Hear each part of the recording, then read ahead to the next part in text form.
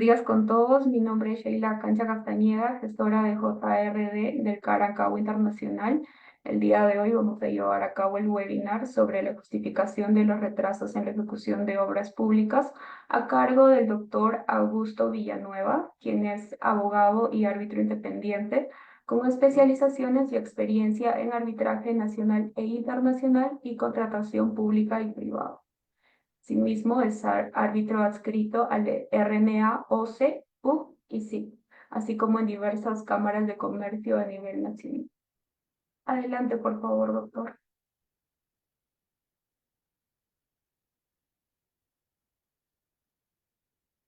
Muy buenos días con todos. Sheila, ¿no puedo proyectar imagen? Doctor, disculpe. No puedo prender mi video. A ver. Ok.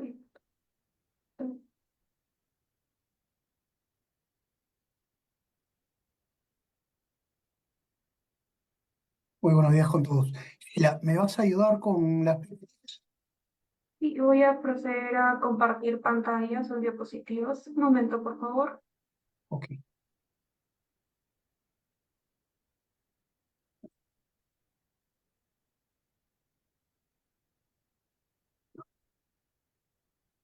Muchas gracias.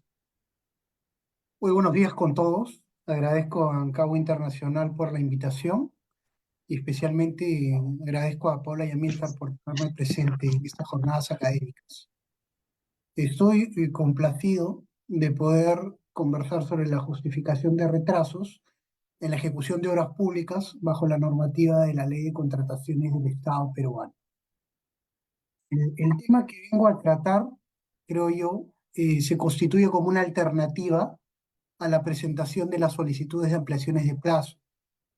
Precisamente este tema, que viene a ser la justificación de los retrasos en la ejecución de una obra pública, busca la no aplicación de penalidades, ¿no? Pero implica una renuncia a mayores gastos generales y costos directos. Lo que quiero previamente, antes de poder desarrollar el tema, es dejar en claro que, si bien es cierto, usualmente se presentan solicitudes de ampliación de plazo frente a afectaciones a este plazo, ¿no? Lo cual, en el caso de ser fundadas o otorgadas tanto por la entidad como por los tribunales arbitrales, ello implica el reconocimiento de mayores gastos generales y costos directos. La alternativa, que es la que va a ser materia de la presente charla, está referida únicamente a justificación de retrasos en la ejecución de la obra, lo cual implica que, que se renuncia a estos conceptos económicos. Vamos a ver un poco más adelante, ¿no? Y en este punto también quiero dejar constancia que la presente ponencia tiene eminentemente un fin académico y no compromete las actuaciones profesionales que han sido analizadas y que son analizadas caso por caso por quienes hablan, ¿no? En la actividad como árbitro. Bueno, para poder entrar al tema del asunto, ¿no? Considero que desde un primer momento debemos tener en claro que las obras de construcción como actividades complejas y de alto riesgo, también para el caso de la contratación pública, no solo integran en el contrato mecanismos para gestionar los riesgos de incumplimiento y para la consecuente aplicación de penalidades, sino que la normativa, específicamente el reglamento de la ley de contrataciones, ha previsto un camino distinto a la ampliación de plazo, que viene a ser la justificación de los retrasos. Ahora bien, muchas veces nosotros nos preguntamos por qué la normativa en contrataciones del Estado ha contemplado un capítulo especial para la ejecución de la obra pública, ¿no? También nos podemos preguntar, al menos yo lo he hecho personalmente, por qué no se considera a la ejecución de la obra como una prestación más, ya sea como todo servicio en general. Total, existen un sinnúmero de servicios que podrían equipararse, creo yo, a la ejecución de las obras, ¿no? Miramos más allá, la propia normativa de contratación pública ha establecido ciertos criterios, ciertos requisitos que todo contratista que viene a ser un ejecutor de obras públicas debe cumplir, ¿no? Hasta inclusive se cuenta con un registro propio y una capacidad de contratación propia que se va ampliando o se va reduciendo conforme a las obras que se van a ejecutar. Esto es conocido como los registros que se encuentran contenidos en el RNP, ¿no? Eh, y de manera general también podemos ver o podemos observar que todo contratista ejecutor de obras públicas no viene a ser un simple proveedor del Estado, eso es importante y tiene que quedar clarísimo, sino que estos proveedores que vienen a ser ejecutores de obra les son requeridas exigencias adicionales que a cualquier proveedor no se les exige. Todo lo podemos obtener de una breve revisión del TUPA del OCE, del reglamento de la ley de contrataciones y de las exigencias que se les realizan a estos proveedores de obras públicas, ¿no? Así, por ejemplo, tenemos que un contratista ejecutor de obras es un proveedor especial que debe cumplir con ciertas exigencias técnicas, con exigencias financieras e incluso en lo que respecta al ámbito normativo, cuenta con, como ya les mencioné, con un propio capítulo que regula las situaciones y las actuaciones para su contraparte, es decir, para con la entidad pública, ¿no? Creo que ahí hay un estudio, por favor, ¿no? Pero, habiendo hecho esto, la pregunta que subyace después de esto es ¿por qué? ¿Por qué se cuenta con un capítulo pro? Y yendo a la pregunta concreta, creo que debemos considerar que toda obra de infraestructura de un proyecto y por ende el desarrollo y la gestión de esta obra debe realizarse conforme a la naturaleza de la misma, ¿no? Reconociendo, por tanto, que la ejecución de una obra es el desarrollo y la conjunción de tareas y de recursos para ejecutar, y eventualmente lo que se busca es concluirla, ¿no? O lo que se busca es específicamente un producto determinado, siempre conforme a lo pactado entre las partes, es decir, es una actividad que involucra una serie de actores, de actuaciones, de variables, de complejidades y sobre todo de riesgos que ni la mejor, y eso es importante, que ni la mejor reacción contractual podrán evitar, ¿no? Los riesgos están latentes, los riesgos existen desde que nacemos, ¿no? Desde que nos levantamos y vamos a la oficina. El riesgo de morir, por ejemplo, es latente, el riesgo de la destrucción de una obra es latente, el riesgo de retrasos, el riesgo de lluvias. Entonces, los riesgos obedecen a hechos que suceden en la realidad y es importante mencionarlo. Entonces, reconociendo que toda ejecución de obra por sí viene a ser una actividad que inherentemente va a acarrear consigo la exigencia de riesgos, debemos considerar el factor, ¿no? Que el factor determinante en todo proyecto de infraestructura es la llamada triple restricción, ¿no? O mejor dicho, los elementos donde los riesgos de poder manifestarse son mucho más sensibles. Estos son, como ya conocemos, el alcance de la obra, el costo de la obra y el plazo. Específicamente me refiero al elemento plazo, ¿no? Y es en el cual basaré la presente ponencia, ya que el no cumplimiento del plazo, ¿no? Va a acarrear indefectiblemente, necesariamente, consecuencias jurídicas, como es la imposición de penalidad por mora. Y aquí es importante de detallarlo brevemente, ¿no? Porque y refiriéndome a las penalidades por mora, ¿no? Muchas veces llegado a este punto donde la aplicación de las penalidades ha sucedido y no se evidencia justificación alguna o el contratista no ha podido justificar eh, este punto donde ha incurrido en incumplimientos, se suele normalmente recurrir a un proceso arbitral donde principalmente se va a peticionar que se otorgue una ampliación de plazo si es que la solicitó previamente en ejecución contractual, ¿no? O también va a solicitar se deje sin efecto las penalidades impuestas o se recalculen estas en base a un determinado criterio, en base a una determinada lógica, ¿no? Sin embargo, lo cierto es que el éxito de las pretensiones que puede presentar o peticionar un demandante en calidad de contratista en un proceso arbitral se va a centrar casi siempre lo que este contratista ha podido demostrar, ¿no? En la vía sustantiva, en la vía real, en la ejecución contractual y en el proceso arbitral. y de manera contraria, en una situación distinta sería difícilmente revertida, ¿no? Por lo cual es importante que tengamos en cuenta estos criterios cuando se produce la aplicación de penalidades. Ahora, volviendo a lo que señalábamos, ¿no? Respecto al tema del tiempo, ¿no? Es preciso, o mejor dicho, antes es preciso que tengamos en cuenta que todo contrato de obra implica en su composición una forma de distribuir y asignar riesgos, como ya les mencionaba.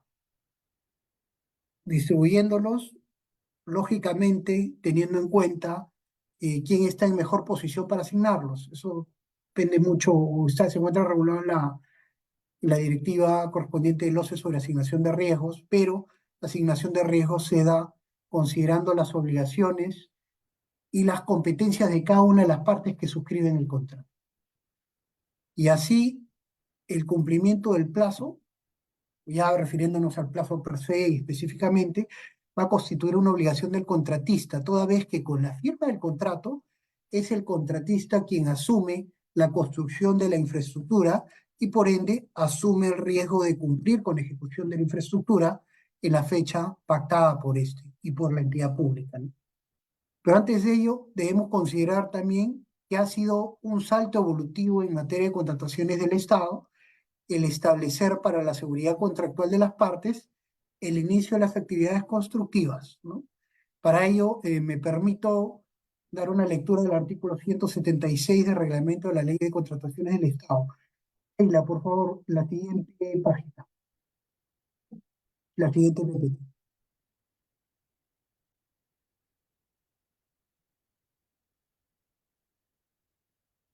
Ok.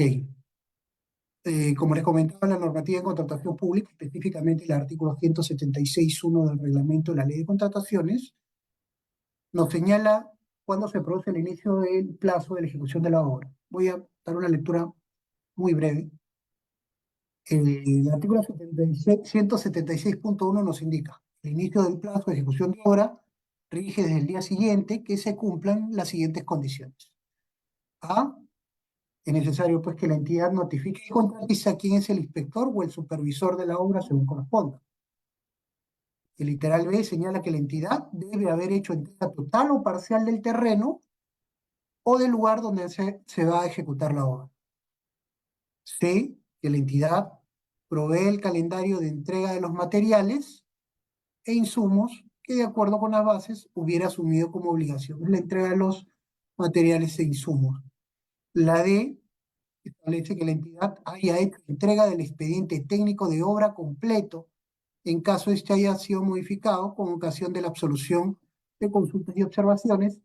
El literal E, que señala que la entidad haya otorgado al contratista el inicio del adelanto directo en las condiciones y oportunidades establecidas.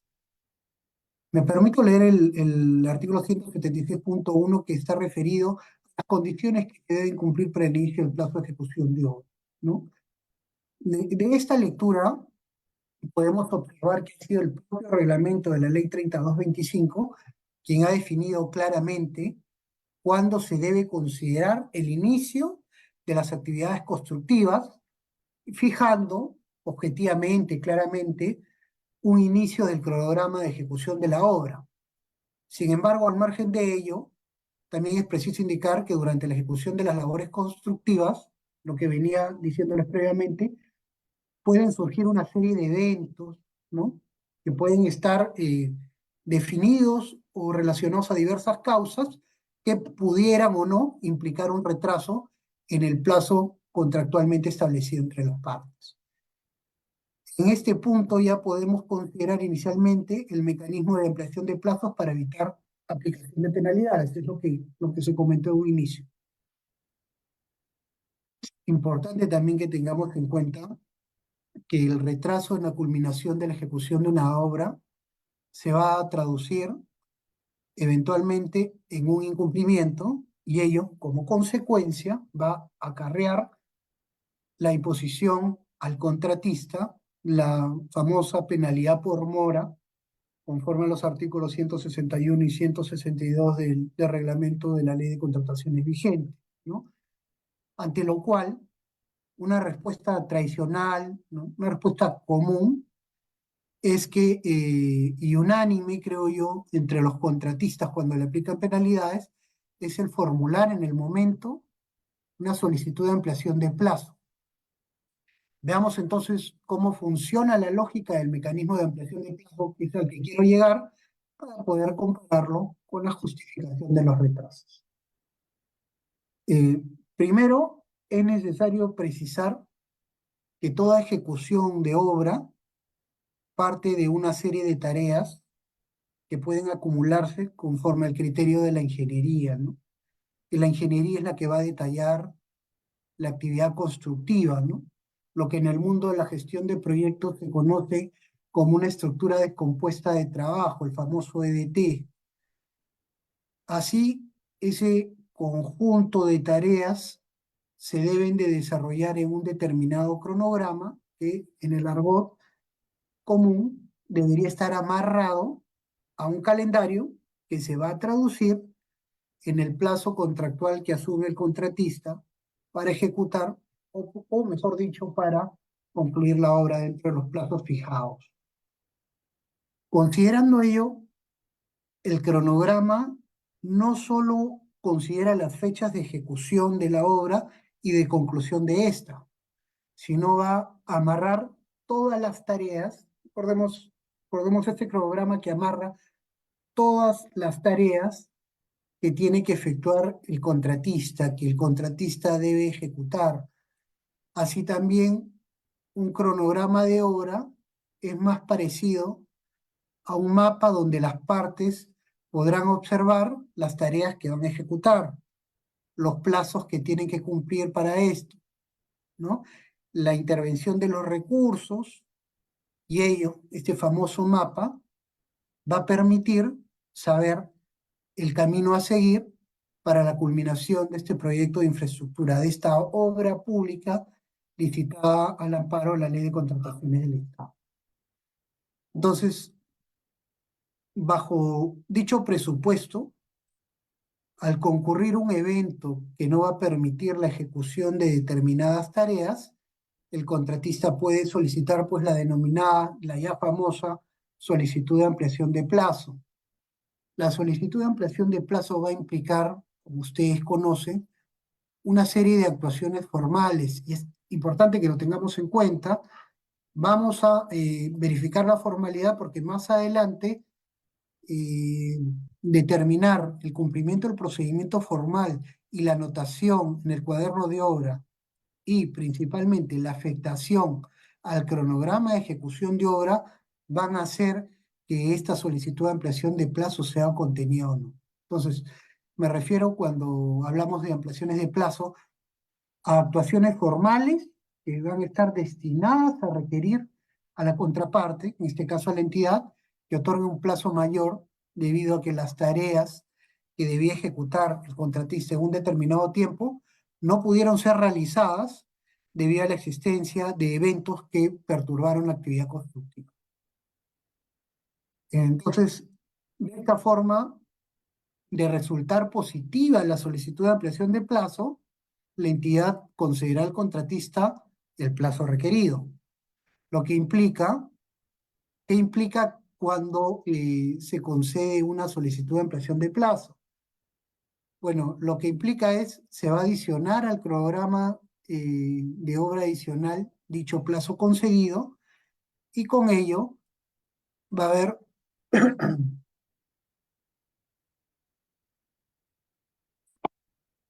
lo que les mencionaba, ¿no? Se va a adicionar al cronograma de obra original el plazo concedido y con ello también se va a dar el desplazamiento en el mapa de las tareas que debieron efectuarse.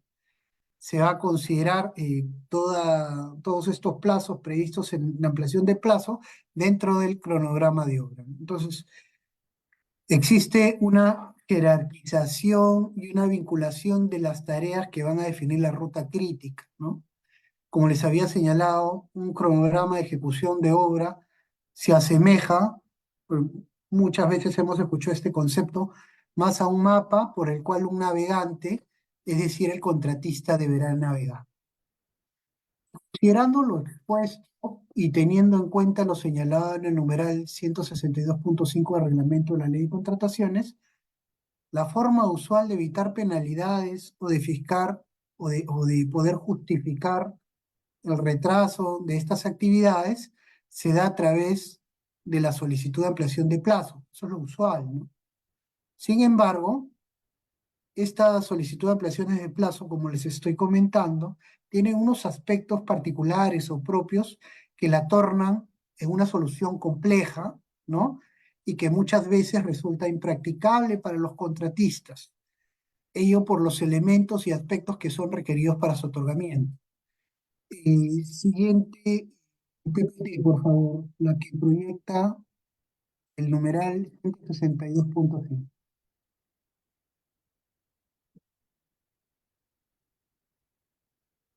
Ok. El numeral 198.1 del reglamento señala, y es citado en la parte precisa, ¿no? Cuantifica y sustenta en su solicitud de ampliación de plazo ante el inspector o supervisor, según corresponda, con copia a la entidad, siempre que la demora afecte la ruta crítica del programa de ejecución de obra vigente. Seguramente muchos de los presentes cuentan con una amplia experiencia, ¿no? En la acreditación de institutos ante las entidades públicas de ampliaciones de plazo y verifican pues que si no hay una afectación a la ruta crítica, sencillamente resulta casi, muchas veces impracticable la manera de poder sustentar ello ante la administración pública, ¿no? Y acá un comentario, creo yo, porque sobre el particular, muchas, muchas veces al analizar las posiciones de las partes en los que respecta a controversias que están ligadas a ampliaciones de plazo y aplicación de penalidades, podemos observar, y esto lo digo porque está ligado ya a la actividad de los árbitros, de los tribunales arbitrales resolviendo el fondo de las controversias, o resolviendo, mejor dicho, controversias sobre solicitudes de ampliaciones de plazo, podemos observar que previamente a cualquier análisis de fondo de una solicitud de ampliación de plazo, al contar con un procedimiento regulado en la normativa vigente, los tribunales arbitrales, por lo general, proceden muchas veces a analizar en primer lugar la forma y el cumplimiento, ¿no? Del procedimiento que está regulado por la ley y el reglamento, para posteriormente a ello y verificado el cumplimiento de este procedimiento de esta forma, recién ya en segundo momento van a proceder al análisis de fondo, ¿no? Siendo que muchas veces la experiencia por la revisión de diversos laudos arbitrales, ¿no? Va a dictar que en el caso de muchos tribunales, que la situación, al margen de ser amparable para el derecho, ¿no? Porque una solicitud de ampliación de plazo de repente puede tener mucha lógica, pero si no se ha seguido el procedimiento específico regulado en el reglamento, al no cumplir con el procedimiento a seguir va a ser declarada improcedente o como considere el tribunal arbitral correspondiente. Entonces, sobre el procedimiento para el otorgamiento de una ampliación de plazo, debemos considerar, como les mencioné, la ruta crítica y las formalidades de la solicitud de ampliación de plazo, ¿no? Es necesario, para seguir abordando este análisis, preguntarnos qué se entiende por ruta crítica, ¿no? Mm, creo yo, sin la necesidad de establecer términos metodológicos o rigurosos, ¿no? Creo que se puede definir a la ruta crítica como un conjunto de tareas que un determinado proyecto tiene en 0 días de proposición. Vale decir, significa que dichas tareas no van a poder retrasarse sin retrasar todo el cronograma, considerando el cronograma como un entramado de tareas, ¿no? Donde un conjunto de tareas denominada ruta crítica va a determinar si se requieren más días o no para su cumplimiento. Importantísimo tenerlo en cuenta. La ruta crítica viene a ser, en otras palabras, un elemento sumamente importante, imprescindible, para poder comprender ¿no? Para intentar el optar, solicitar y obtener el otorgamiento de una ampliación de plazo, ya que como se ha señalado, una ampliación de plazo en materia de contratación pública va a implicar un conjunto de actuaciones formales y demostrar, ¿no? Demostraciones que deberán efectuar los contratistas al momento de solicitarlas con la finalidad de que puedan obtener un resultado favorable, ¿no? Dichos actos se encuentran regulados en el artículo 198 del reglamento de la ley de contrataciones. Importantísimo el tema de la probanza, ¿no? Y de la famosa afectación a la ruta crítica. Acá los ingenieros manejan pues conceptos y mucho más expertise que los profesionales de otras profesiones, ¿no? Y seguramente pues tienen más casuística que muchos de los presentes que estamos en esta sala. Adicionalmente al concepto de la ruta crítica, una ampliación de plazo para poder ejecutar una obra pública va a requerir también de anotaciones en el cuaderno de obra, y eso es importante. En el cuaderno de obra se debe dejar constancia de las circunstancias que dan inicio al evento, ¿no? Que va a generar la solicitud y la circunstancia o la fecha en que se produce el final de esa circunstancia, ¿no? Que va a implicar la cuantificación que se deberá realizar para formular la solicitud de ampliación de plazo, ¿no? Respecto a la cual hay a su vez un determinado plazo para formularla, ¿no? La solicitud de ampliación de plazo debe ser solicitada entre los 15 días de vencido dicho plazo, ¿no? Vencido este plazo ya no podrá efectuarse la solicitud, podrá efectuarse, pero va a ser calificada negativamente por la administración, es decir, por las entidades públicas, en atención a que no se cumple con el procedimiento previsto para el otorgamiento de ampliaciones de plazo. Y posteriormente a ello se va a requerir el pronunciamiento del supervisor de obra y la decisión final de la entidad. Cabe señalar que ante la solicitud de una ampliación de plazo, ¿no? Se puede dar también la omisión del pronunciamiento, de este pronunciamiento del supervisor y de la entidad, y si se da después de los 20 días de efectuada esta solicitud de ampliación de plazo, la norma ha considerado pertinente entender la aprobación ficta de este, es decir, si no hay un pronunciamiento entre los 20 días hábiles de solicitada, se entenderá aprobada de manera ficta, ¿no? Es un concepto jurídico importante que viene a colación, pero que no viene a ser más en un argot común que la falta de pronunciamiento por parte de la entidad genera el otorgamiento de la ampliación de plazo. Sin embargo, la principal dificultad de una ampliación de plazo no va a radicar en los procedimientos y las formalidades que se deben seguir, sino creo yo que se van a centrar en los aspectos demostrativos que se deberán considerar para configurar una ampliación de plazo, ¿no? Principalmente se deben demostrar, creo que como primer elemento es que el evento no es responsabilidad o escapa a las previsiones que cualquier contratista pudiera haber efectuado, ¿no? Un segundo tema es corroborar la existencia del hecho. Un tercer tema también es la necesidad de cuantificar el plazo adicional requerido. Y un cuarto y último tema importantísimo es el demostrar el desplazamiento de la ruta crítica en el cronograma de ejecución de obra. Por esto último, es necesario precisar lo señalado en el numeral. ¿Podemos, Sheila, proyectar el siguiente capítulo?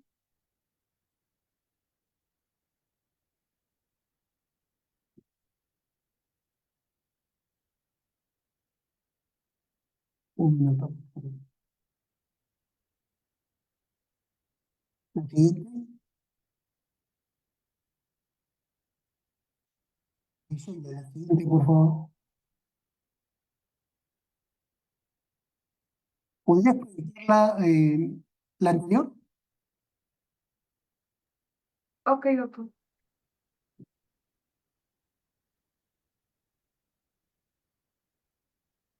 El numeral 198.1, doctor. Sí, sí, sí. Ok.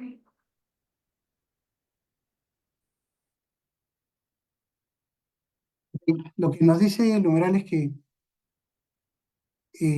cuantifique y sustenta su solicitud de ampliación de plazo ante el inspector o supervisor según corresponda con copia de la entidad, siempre que la demora afecte a la ruta crítica. A ver, disculpa, estoy...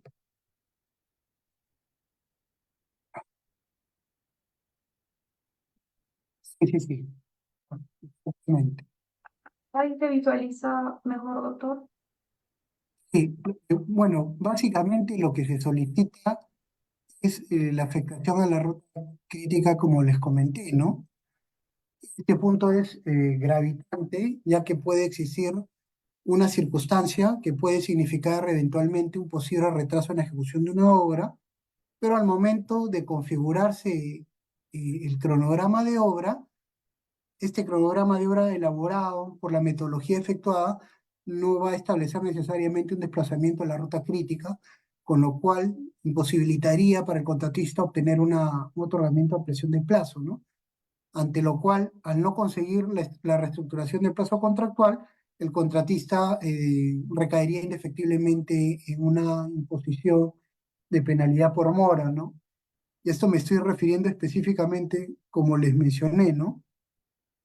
Es importante que tengamos en cuenta la configuración del cronograma de obra, porque puede ser que la metodología para la elaboración de este no establezca un desplazamiento en la ruta crítica, ¿no? Para el caso en particular, con lo cual caerían en la aplicación de penalidad por mora.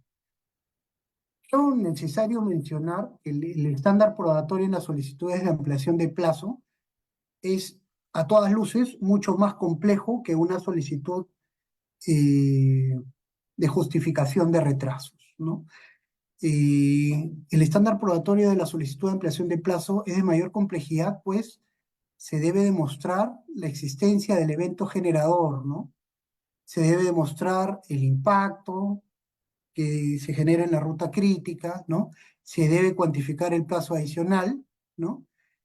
Y cuando la consecuencia de la obtención de la solicitud de ampliación de plazo es ganar para el contratista mayores gastos generales, si es que esta se va a declarar favorable.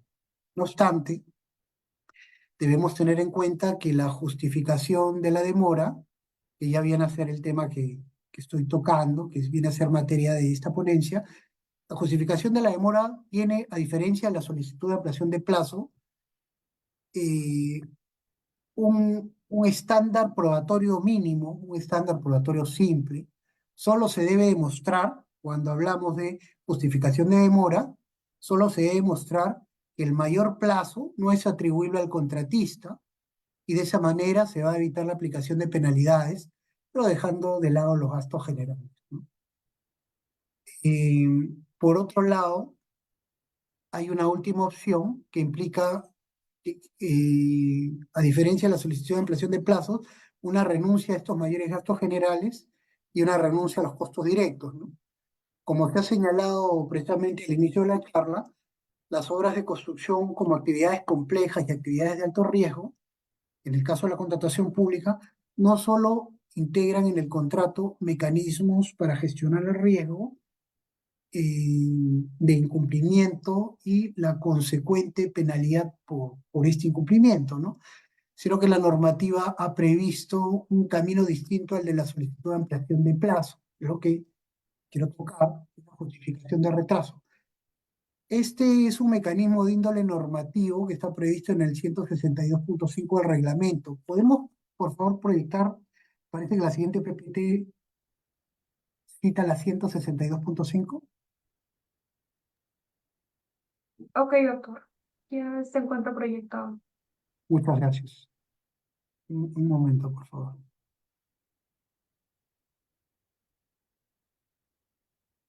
El 162, número 162.5 del reglamento lo señala. El retraso se justifica a través de la solicitud de ampliación de plazo debidamente aprobado. Adicionalmente, ¿no? Eso habla, el primer punto es el retraso se justifica a través de la solicitud de ampliación de plazo. Y en el punto que estamos subrayando, nos dice algo importante que está referido a la justificación. Adicionalmente, se considera justificado el retraso y en consecuencia no se aplica penalidad cuando el contratista acredite de modo objetivamente sustentado que el mayor tiempo transcurrido no le resulta imputable. Entonces, como vemos, y les he mencionado previamente, el estándar probatorio de la justificación de retrasos es sencillo, es mucho más fácil de ser demostrado ante la administración como contraparte de un contrato de obra pública y mucho más fácil de ser demostrado ante un tribunal arbitral, ¿no? Usualmente vemos en la práctica que dentro de las pretensiones principales, muchas partes optan por, solicitar a los tribunales se declaren fundadas eh, solicitudes de ampliación de plazo que han sido denegadas por la administración y como pretensiones posteriores o otras pretensiones principales, eh, ya en caso de que no se otorgue la ampliación de plazo, se otorgue esta o se pueda justificar estos retrasos dando lugar a no aplicación de penalidades.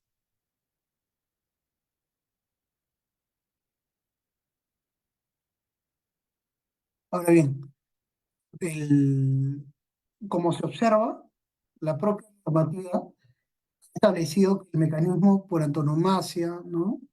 Por claridad, para justificar el retraso y evitar la imposición de penalidades, es siempre la ampliación de plazo, ¿no? La famosa solicitud de ampliación de plazo. No obstante, conforme he leído en el numeral 162.5 en la parte subrayada, ¿no? Se establece que existe otra forma de evitar la penalidad, de evitar la aplicación de penalidad, y esto es demostrando que el mayor plazo ocurrido no es responsabilidad del contratista. Conforme a lo expuesto, ello creo implica necesariamente rebajar, reducir, limitar el estándar probatorio para la justificación de retrasos, puesto que para una ampliación de plazo se va a demostrar no solo la responsabilidad, ¿no? Sino se va a demostrar la existencia de un hecho generador, la cuantificación y el sustento de la, de la ampliación requerida. Y sobre todo, el desplazamiento de la ruta crítica, ¿no? Este último elemento es fundamental, creo yo, el más complejo, el que puede o no darse, puesto que se puede contar con todos los elementos requeridos, pero si no se demuestra la existencia eh, de una afectación a la ruta crítica, simplemente no puede otorgarse ninguna solicitud de ampliación de plazo.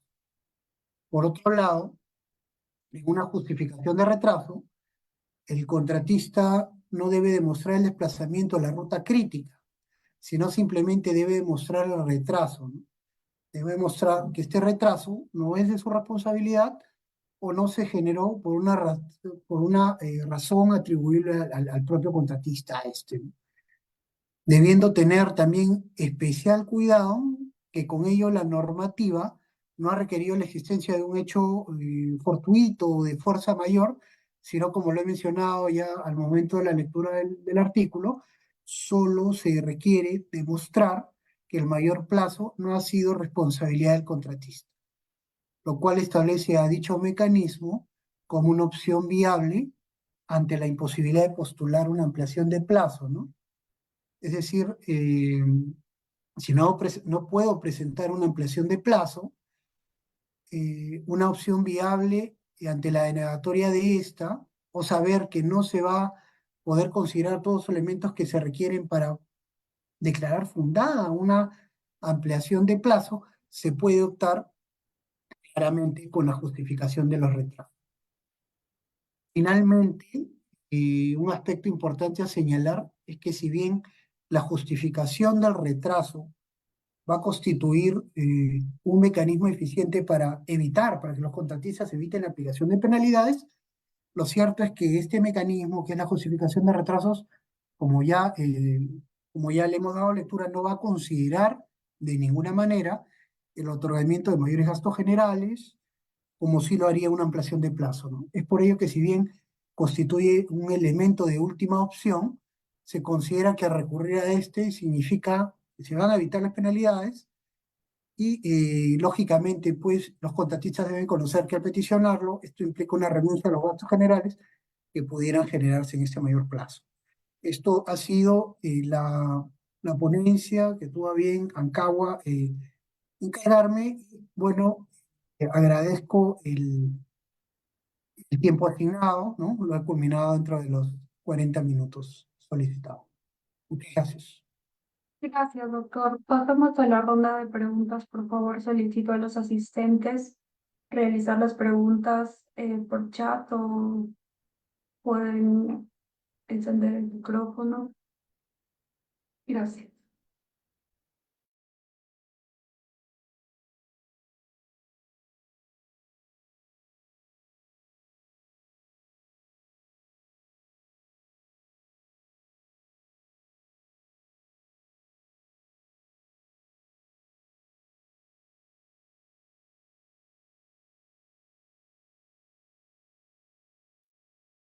Doctor, hay una consulta de Irving Siche.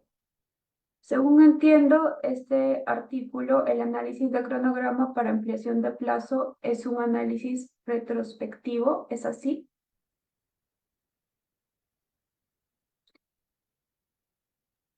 Bueno, es un análisis de afectación a la ruta crítica. Hay diferentes componentes técnicos que tienen que tener en cuenta. Efectivamente, muchas veces depende de la metodología empleada, creo yo que sí corresponde a un análisis retrospectivo. Ok. Una siguiente pregunta de Arnaldo Padilla. ¿Cuál sería el procedimiento para solicitar el retraso justificado y en qué momento? Ok, muy buena pregunta. El procedimiento para solicitar el retraso justificado. Conocemos previamente a formular una solicitud de arbitraje frente a una controversia que se haya producido. Encontramos plazos de caducidad previstos específicamente en la Ley de Contrataciones del Estado. Exigen, existen causas, o mejor dicho, existen circunstancias que tienen un plazo de caducidad de 30 días hábiles y todas aquellas que no han sido listadas pueden ser gatilladas hasta antes del inicio del pago final. Eh, ¿Cómo se analizan usualmente estas solicitudes de ampliaciones de plazo para dar origen al arbitraje, ¿no? Eh, de manera previa a peticionarlas en un proceso arbitral, eh, justamente la ejecución contractual nace esta posibilidad, es decir, el contratista al verificar la notificación de la aplicación de una penalidad tiene dos opciones, ¿no? O básicamente a la aplicación de la penalidad podría solicitar o podría demostrar la justificación de la aplicación, la justificación de retraso a efectos de que no se considere la aplicación de esta penalidad y esto pueda ser revisado por la administración, ¿no? Y en caso, pues, de que la administración no declaró el procedimiento a su pedido, puede ser gatillado ante un tribunal arbitral, ¿no? Usualmente, ¿cómo se busca justificar este retraso o se busca demostrar que este retraso es justificado? Es a través, pues, de un escrito ante la administración en la cual se detalle que ese mayor plazo no es atribuible al contratista. Y ahí se acompañan todos los medios probatorios con los que cuente este. Definitivamente, a comparación, como lo decía, a comparación de una solicitud de ampliación de plazo que revierte pues de mucho formalismo, de una afectación real a la ruta crítica, de anotaciones en el cuaderno de obra, no hay un estándar probatorio para solicitar la justificación de retrasos. En ese sentido, puede ser peticionado ante la administración en su momento, una vez de notificada la aplicación de penalidad, o puede ser también peticionada dentro de una solicitud de arbitraje y planteada en una demanda arbitral contra la administración en el caso de que esta penalidad se haya aplicado, no haya sido analizado o no haya sido declarado fundada esta solicitud de justificación de retrasos, ¿no? Lo importante es que claramente el contratista tiene que hacerlo dentro del plazo de caducidad, ¿no? Antes del pago para que pueda haber obtenido un buen resultado. Ok, doctor, gracias. Tenemos una siguiente pregunta de Johnny Rosas. La demora en la aprobación de un adicional de obra por parte de la entidad puede configurarse como un retraso justificado o como una ampliación de plazo. ¿Cuál resultaría lo más adecuado? Depende, porque si hay una solicitud de ampliación de plazo y esta no respondía dentro de los 20 días hábiles, como les mencioné, se entendería otorgada. Si hay una solicitud de ampliación de plazo y esta no es, ¿podrías repetirme la pregunta? Te corté la última parte. Claro, doctor. La demora en la aprobación de un adicional de obra por parte de la entidad puede configurarse como un retraso justificado o como una ampliación de plazo. ¿Cuál resultaría lo más adecuado?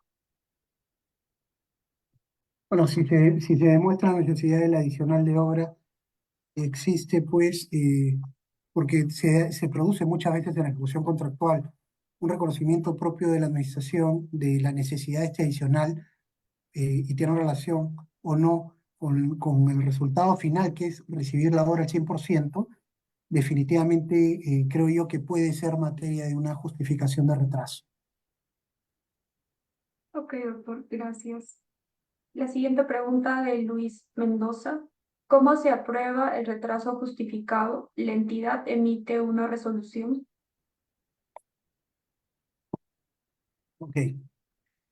Muchas veces se puede producir de esa manera, independientemente de ello, los actos de administración de la administración pública eh, no necesariamente se dan solamente a través de resoluciones, también se pueden dar eh, se puede generar con otros documentos de carácter administrativo, ¿no? Pero lo usualmente que se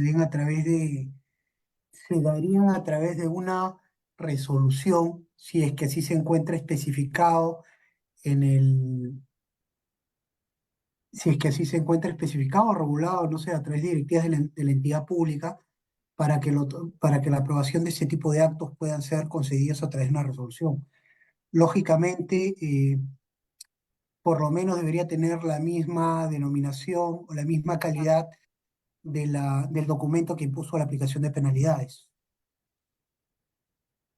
Ok, doctor, gracias. La siguiente pregunta de Johnny Rosas. Toda vez aprobado retraso justificado, ¿se actualizan los calendarios?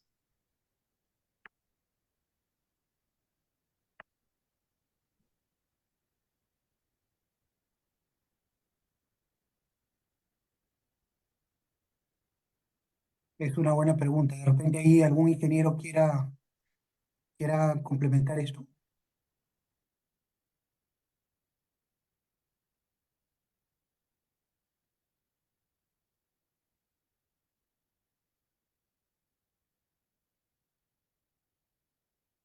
Adelante, por favor. Arnaldo Padillo. Sí, muy buenos días. Felicito al doctor por su exposición. En lo particular, pienso que no se debe actualizar porque no hay una afectación a la ruta crítica, ¿no? Simplemente se está justificando que el retraso se ha dado por causas no atribuibles al contratista, ¿no?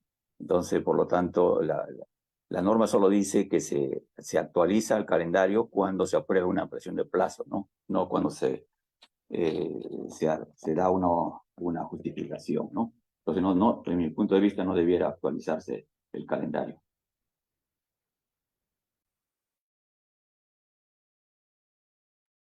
Muchas gracias, ingeniero. Gracias, ingeniero. Gracias, doctor. ¿Alguien que quisiera intervenir, por favor? ¿Tienen una consulta adicional? Pueden hacerla en el chat o encender el micrófono.